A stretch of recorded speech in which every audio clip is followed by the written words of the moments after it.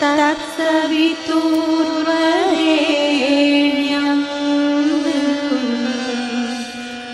भर्गो देवस्य धीमहि धियो यो नः प्रचोदयात्। आप लोगों से पहले दिन ये कहा था कि आप कुछ बोइए ताकि आपकी फसल में हीरे और मोती पैदा हों। न बोएंगे तो फिर नहीं पैदा हुआ आपके में, इसलिए बोने वाली बात क्या बोएं। उस दिन हमने कहा था आपसे कि अपना श्रम बोइए, एक अपना श्रम बोइए, समय बोइए, साधन बोइए। यही हमने बोए हैं, यही आप बोइए। आपके पास थोड़े हों थोड़े बोइए, ज़्यादा हों ज़्यादा बोइए, पर बोएंगे उस हिसाब से ही काटने को मिलेगा। ये हमने उस दिन आपसे कहा था। आज क्या कह रहे हैं? आज मैं ये कह रहा हूँ कि खेत किसान के पास नहीं आता, किसान खेत के पास जाता है और उसी के जोतता है, उसी में बीज बोता है। खेत किसान के घर नहीं आता कि भाई साहब हमको जोत दीजिए और हमको बो दीजिए और हम काटेंगे और हमारी फसल ये लीजिए, हम आपके घर आ गए और हम अपनी फसल को आपके यहाँ ले गए। नहीं, किसान को ही जाना पड़ता है। किसान नहीं जाएगा तो बात बनेगी नहीं। बादल जाते हैं, बादल ही जाते हैं सारी दुनिया में। दुनिया बादलों के पास जाए, दुनिया बादलों से ये कहे कि हम आपके पास आए हैं और हमको पानी बरसा दीजिए और हमको पानी पिला दीजिए और हमको यहाँ ज़रूरत है। नहीं, कोई नहीं जाता, बादल ही जाते। जो बड़ा है वही छोटों की पता लगाने के लिए जाता है। कौन का दुख है, किसको क्या आवश्यकता है, किसके लिए क्या करना चाहिए, ये तलाश करना उनका काम है जो बड़े हैं। प्राचीन काल में भी यही होता रहा, अभी भी ये होता रहा है। सूरज घूमता रहता है, सारे ग्रह और उपग्रह सूरज के पास नहीं जाते कि हम आपके पास आए हैं, लाइए रोशनी दे दीजिए। नहीं, वो ग्रह उपग्रह अपने काम से लगे रहते हैं। सूरज ही घूमता है और सूरज ही सारे न केवल पृथ्वी को बल्कि ग्रह और उपग्रहों को भी रोशनी वहीं फेंकता है, उसी को घूमना पड़ता है। चंद्रमा भी घूमता है। हवा के पास लोग नहीं जाते कि हमको ऑक्सीजन की ज़रूरत है। ऑक्सीजन का एक सिलेंडर कितना हमको आता है और सारी ज़िंदगी भर में तो आप हज़ारों सिलेंडर ऑक्सीजन गैस ख़त्म कर लेते हैं। गए हैं आप कभी हवा के पास? नहीं, हवा ही आपके पास आती है, आपको पता भी नहीं चलता कब हवा आई थी कब नहीं आई थी। आप सोए हुए होते हैं तो अभी आपकी नाक में घुस जाती है, फेफड़ों में घुस जाती है और आप जिंदा रहते हैं।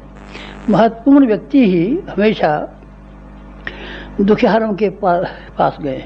तीर्थ यात्रा प्राचीन काल में इसी बात की थी कि जिन लोगों को ज्ञान नहीं है, जो अपना भला बुरा नहीं समझते, जो अपनी समस्याओं के बारे में जानकारी रखते नहीं हैं और जिनको उनके समाधान नहीं मालूम है, उनको योग्य आदमी पैदल यात्रा करके गांव-गांव जाते थे, घर घर जाते थे और घर घर जा कर के उनके यहाँ से पता लगाते थे। आपको मालूम है कि ऋषियों की एक पद्धति थी, बड़ी शानदार पद्धति, उसको अलख जगाना कहते हैं। अलख जगाना कहते हैं, घर घर जाते थे, अलख जगाते थे, भिक्षा भी मांगते थे। कोई न कोई बहाना तो चाहिए, बिना बहाने के बिना तो कैसे जाएंगे। हम भी जब मालवीय जी के साथ में आसनसोल जेल में थे तब उन्होंने ये कहा था, लोगों से संपर्क बनाओ। संपर्क नहीं बनाओगे तो कांग्रेस तुम्हारी कभी मजबूत नहीं होगी। लोगों के जितने संपर्क होंगे, तो हमने कहा हम कैसे संपर्क बनाए, किसी बहाने बनाना पड़ेगा। एक एक मुट्ठी अनाज हर एक से मांग करके लाओ अथवा कुछ और कुछ करो। बहरहाल संपर्क के लिए कोई बहाना तो चाहिए। ऋषियों के पास यही बहाना था कि वो एक एक टुकड़ा रोटी मांगते थे अथवा एक मुट्ठी अनाज मांगते थे। अरे हम बैठ के खिला देंगे आपको, पूरा जितना भोजन चाहिए आप यहीं बैठ के खा जाए कीजिए। नहीं भाई साहब, हम आपके यहाँ नहीं खा सकते, क्योंकि हमारा संपर्क नहीं बनेगा। संपर्क बनाने के लिए हमको एक एक मुट्ठी अनाज ही 100 घरों से मांगना पड़ेगा, ताकि 100 घरों में जाएं और उन लोगों से पूछताछ करें, उन लोगों की बात मालूम करें, उनके दुख और दुख की बात मालूम करें, अपनी बात उनसे कहने का, उनकी बात सुनने का एक मौका तो आया। भिक्षा से क्या है? भिक्षा तो आदमी चार मेहनत, थोड़ी सी मेहनत कर ले तो अपना पेट भर लेगा। पेट भरने के लिए नहीं जाते थे, पेट भरने लायक नहीं थे वो, अपाहिज नहीं थे वो।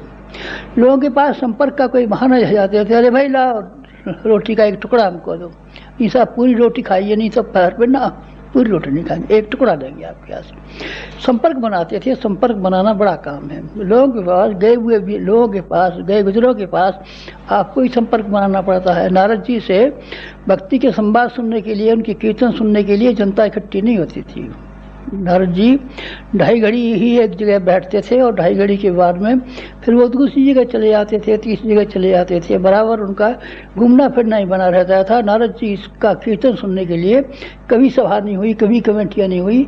नारद जी स्वयं ही लोगों के पास गए और उन्होंने जा कर के लोगों से कहा, आपको भी अब यही करना पड़ेगा, तीर्थ यात्रा आपको करनी पड़ेगी। पापों का प्रायश्चित करने के लिए तीर्थ यात्रा की जाती है और पुण्य कमाने के लिए भी तीर्थ यात्रा की जाती है। दोनों ही कामों के लिए अगर आपने कोई जीवन में गलतियां की हों तो आप उसका प्रायश्चित कीजिए, तीर्थ यात्रा कीजिए।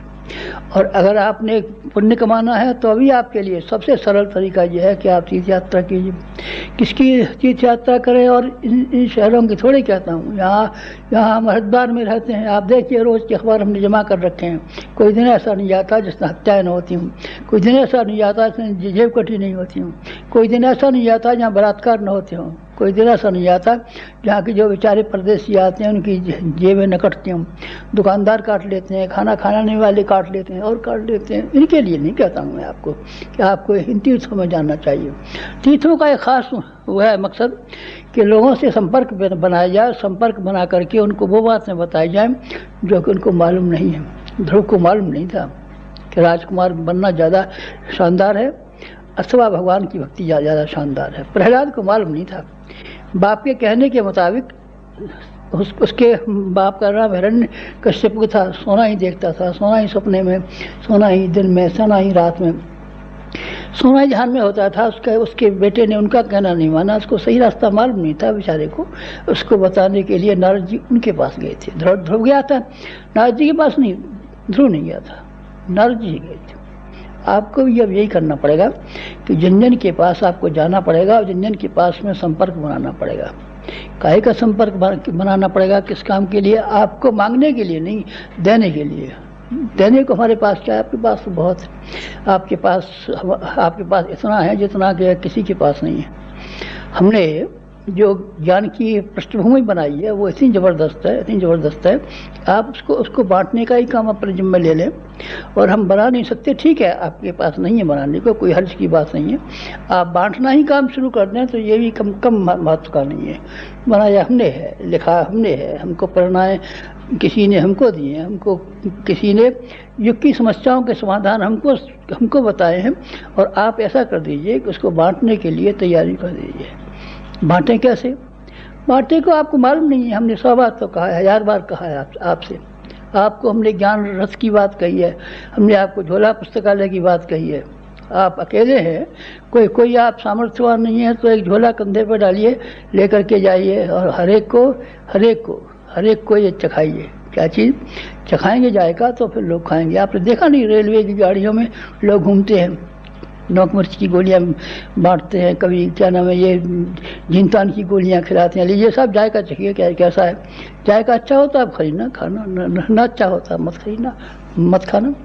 आपको घर घर हर आदमी के पास वो प्रेरणाएँ, वो दिशाएँ, ये जिसको हम युग की दिशाएँ कहते हैं, ये जो हमारे गुरु ने हमको दी है। आपकी हैं, हमारी नहीं है। हमारे जीवात्मा में बैठ करके किसी ऋषि ने, किसी महापुरुष ने, किसी भगवान ने, किसी देवता ने जो विचारधाराएँ हमारे दी है वो कलम से हमारी से लिखी गई हैं, कलम से हमारी से लिखी गई हैं। व्यास जी ने महाभारत बोला था, गणेश जी ने लिखा था। गणेश जी का बना हुआ महाभारत नहीं, गणेश जी ने लिखा था, गणेश जी का बनाया हुआ नहीं है। व्यास जी ने कहा था। आपने प्रज्ञा साहित्य लिखा है? नहीं, हमने हमारी कलम ने और हमारी जिसने लिखा है, उंगलियों ने लिखा है। कलम से ऐसे फिर आप लिख सकते हैं, ले जाइए, हम आपको कलम दे देंगे, फिर आप लिखिए। कलम से ही लिखा जा सकता है तो आप लिख डालिए, कलम उठा ले जाइए। हमारी कलम से नहीं लिखा जा सकता। ये हमारे पास जो प्रेरणा है, हमारे पास जो विचारणा है, जो दिशाएं हैं, जो हमारे पास संकेत हैं, जो वैसे मूल्यवान हैं, अगर लोग उनको हृदयंगम कर सकें, हजम कर सकें, पचा सकें, उनको वही लाभ मिल सकता है जो नारद जी के संपर्क से औरों को मिला था। हम भी इस युग के नारद के हृदय में भगवान की भक्ति थी, हमारे हृदय में भी किसी की भक्ति है। हमने युग की समस्याओं को ठीक समाधान विचारे, दूसरे लोगों ने विचारे नहीं, दूसरे लोगों ने नहीं विचारे, कोई नहर खोदता है, कोई कुआं खोदता है, कोई तालाब बनवाता है, कोई धर्मशालाएं बनाता है, कोई क्या करता है, कोई क्या करता है। ये समस्याओं के समाधान है नहीं, ये समाधान नहीं है। समाधान तो वो है जो हमने बताए हैं लोगों को। इसीलिए इन समाधानों को बांटने के लिए फिर आपको कुछ काम करना पड़ेगा। क्या काम करना पड़ेगा?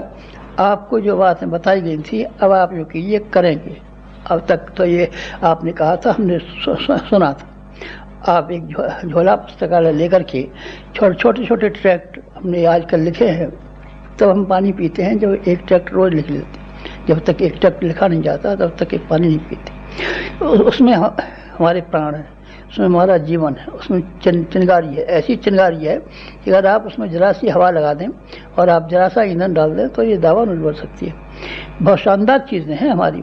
आप इनको घर घरों में जन जन के पास जा कर के पढ़ाने का और वापस लाने का काम कीजिए।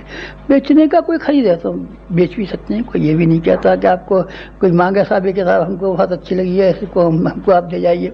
अच्छा भाई ला 40 पैसे की है। 40 पैसे क्या होते हैं? आजकल तो कुछ भी नहीं होता है। एक चम्मच चाय आती है, 80 पैसे की चाय बिकती है, आधा कप चाय होता है। लो भाई तो ये से ले ले और हमको दे दे, हम और ले लेंगे। कभी बेच भी सकते हैं। नहीं तो फिर लोगों को पढ़ाने का मुख्य काम है। आप पढ़ाइए, बिना कीमत पढ़ाइए, घर घर जाके पढ़ाइए, बिना उसके के बिना जाइए, जरूर पढ़ाइए लोगों को। और ज्ञान रथ उससे भी शानदार है। आपने देखा नहीं है जगन्नाथ जी का जो रथ निकलता है, जगन्नाथ जी की रथ की यात्रा निकलती है। हमारे यहाँ मथुरा में, वृंदावन में रंग जी के मंदिर की रथ यात्रा निकलती है। उसमें भगवान की मूर्ति को रख करके जगह जगह फिराते हैं, जगह जगह घुमाते हैं। और इससे पहले जैन धर्म में तो रथ यात्रा को आवश्यक माना गया है। कोई भी मंदिर हो उसमें रथ यात्रा जरूर निकालते हैं। कोई आदमी आता है, कोई नहीं आता, कोई देखता है, कोई नहीं देखता है। उनका रथ लोगों की गलियों में और घरों में और सड़कों पर निकलता थे। तो जो आदमी कभी भी मंदिर में नहीं गए थे, कभी भी मूर्ति को नहीं देखा था, उनने भी उसको देखा है। ये क्या था? ये रथ थे। रथ को ले जा करके निकलते थे। पहले ज़माने में बैलगाड़ियाँ बना लेते थे, उसमें भगवान का मंदिर बना दिया, भगवान की स्थापना की और लोगों को अपने हाथ से, बैलों से नहीं, हाथ से खींचते हुए इस गांव से उस गांव में कीर्तन किया, भगवान की मूर्ति को दिखाया, भगवान का महत्व बताया, फिर आगे गाँव में चले गए। ऐसे करते थे। ये उसी की एक बहुत छोटी नकल हमने की है। वो मंदिर तो बहुत दाम के बनते थे, बैलगाड़ियाँ बहुत दाम को बनती हैं, दूसरी चीज़ें बहुत दाम को बिकती हैं। ये तो मुट्ठी भर पैसों का है, मुट्ठी भर पैसों का है। ये साहित्य एक और ज्ञान रथ दो, दोनों को मिला करके 2000 से भी कम में बन जाता है।